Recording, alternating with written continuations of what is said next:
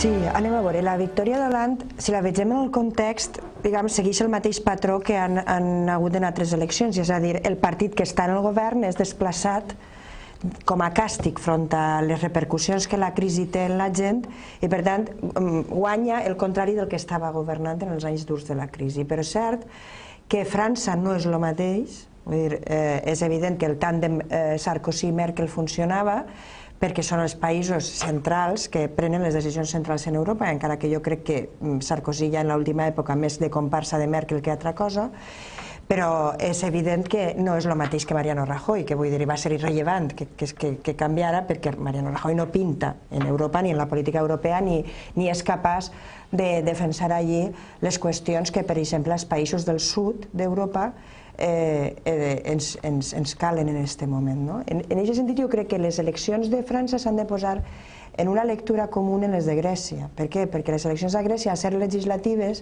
han mostrat una pluralitat que en les eleccions franceses, en ser majoritàries a 2 voltes i té que guanyar un, no se mostren.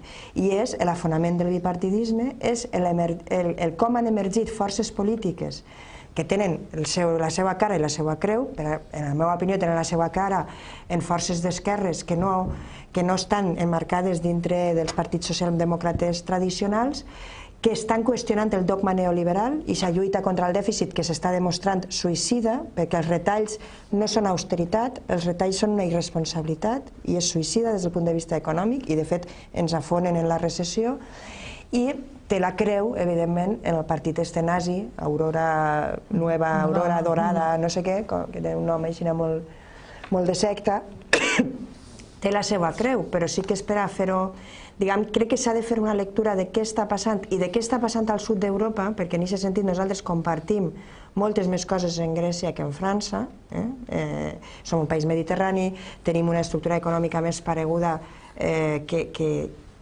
en la centralitat d'Europa. Crec que aquesta lectura s'ha de fer doble. I en qualsevol cas, en el cas d'Hollande, té una responsabilitat.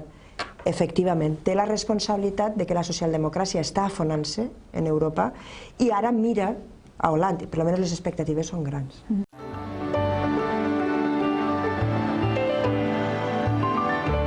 Rajoy ha seguit fil per randa les polítiques de Merkel, que no són les polítiques germàniques, són les polítiques de la dreta i són les polítiques que està orquestant el poder financer. En aquest moment, l'economia, les decisions més importants en macroeconomia les està prenent els interessos del poder financer. I això és un problema molt gran. I la senyora Merkel no representa els treballadors alemanys, està representant a aquesta oligarquia.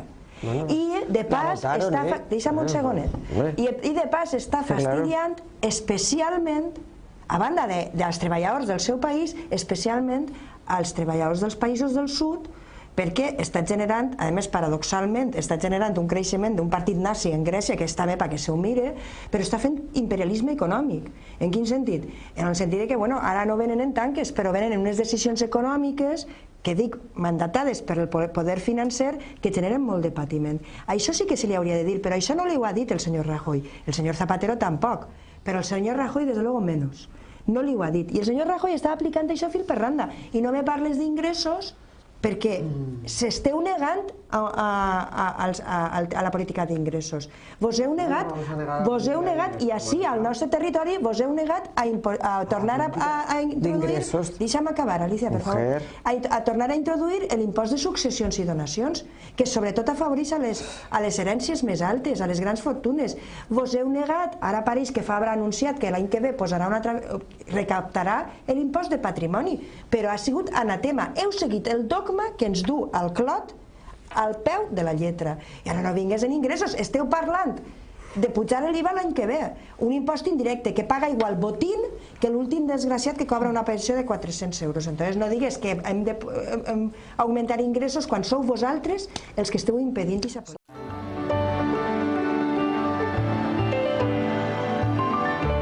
És molt important que així n'hi hagi responsabilitats, que no està ben bé.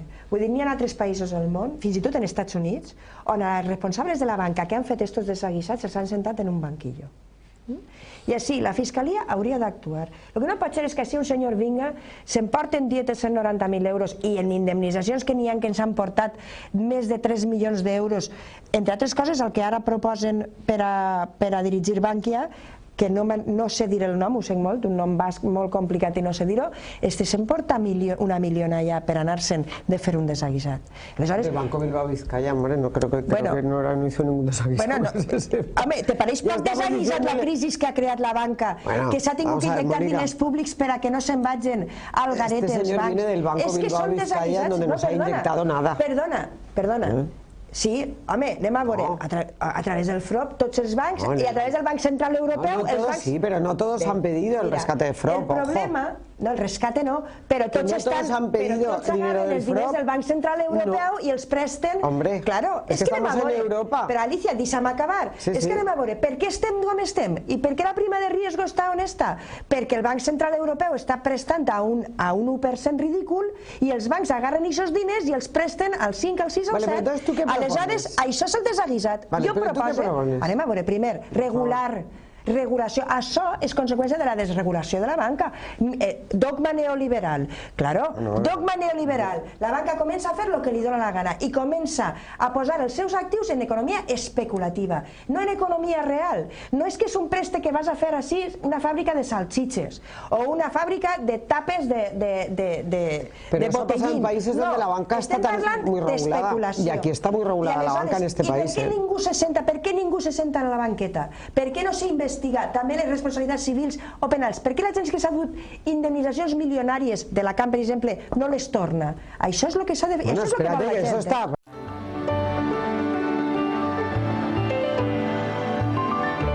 Anem a veure, primer, les xifres vos les tragueu. Jo crec que vosaltres feu, què diguem? El IBIE. Sí, i vosaltres feu les xifres, 47 milions de visites. Mira, jo, fa 2 mesos vaig preguntar, encara no m'han contestat, perquè com tardeu també tant en contestar, quant s'ha recaptat en entrades? Perquè ahir farem una simple divisió i sabrem si són 47 milions de visitants o són 47 milions de trufes que vos inventeu.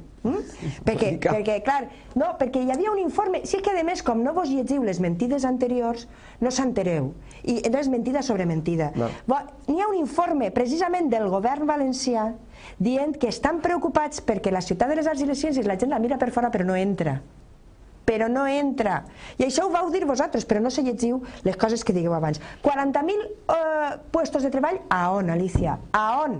Si és que ho digueu així, clar, podeu dir 40.000, com 20.000, com 100.000. Deixa'm acabar. Te daré el estudio del IBIE. El tema dels honoraris de Santiago Calatrava forma part d'esta manera d'entendre. Nosaltres vam demanar els contractes i el senyor Pepe Camarasa, el grup socialista, la legislatura passada per activa i per passiva. No ens els van donar mai. Entonces, algo n'hi hauria podrit quan no heu donat mai els contractes, n'hi heu donat, sí, ara els heu donat, però no heu donat mai. Jo encara tinc en el Suprem ara, que el fiscal acaba d'informar al nostre favor, els contractes de totes les empreses de la Gürtel que no heu volgut donar perquè n'hi ha gato encerrado, com se diu. Però si este senyor cobra, i ho sabíem perquè va ser publicat, sobretot per els informes de la sindicatura, per unes torres, i aquestes 3 torres aixina que retorçudes, 15 milions d'euros que no se feien, que no s'anaven a fer, doncs clar que ha saquejat. I lo de l'IVA, este senyor s'ha comportat com un futbolista. Sabeu quan els futbolistes diuen esta és la fitxa d'este senyor, libre d'impuestos, que jo sempre dic, com que libre d'impuestos? Així s'ha de pagar, això el que vol dir és que ho paga el club. Doncs així en este cas el club han sigut els valencians, que li hem pagat la fitxa a este senyor que diu que ens ha posat en el mapa. En el mapa està uno quan la seva gent té qualitat de vida, no quan un arquitecte estrella cobra el que no deu cobrar.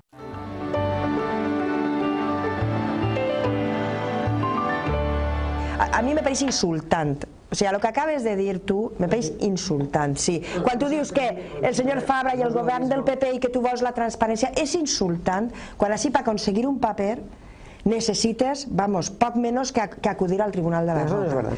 Això sí que és veritat. I si no, mira, avui he posat l'exemple, avui m'ha plegat a mi l'informe del fiscal del Tribunal Suprem que diu que el recurs que ha posat el govern valencià del Partit Popular a la sentència del TSJ que ens dona la raó en totes les contractacions menors de Gürtel, que se desestime i que se li condene al govern valencià en costes. Això ho acaba de dir el fiscal. Veurem què diu el Tribunal Suprem, però ho acaba de dir el fiscal. Esteu pillats per tots els puestos, perquè la corrupció ha tingut 3 eixos en aquest territori, que és l'urbanisme, els grans events i grans fastos dels quals forma part la ciutat de les arts i les ciències, i els residus. I si no, per què les comissions d'investigació són totes d'estos temes les que se demanen, i no heu fet una comissió d'investigació en el tema de Marsa. En el tema de Marsa el que heu fet és que a Fabra se li calfà la boca, va vindre i va veure el desacato de lo de Camps i va dir jo així vaig a ser transparent, a plegar Rita Barberà i li va dir d'això res, en Marsa no vas a saber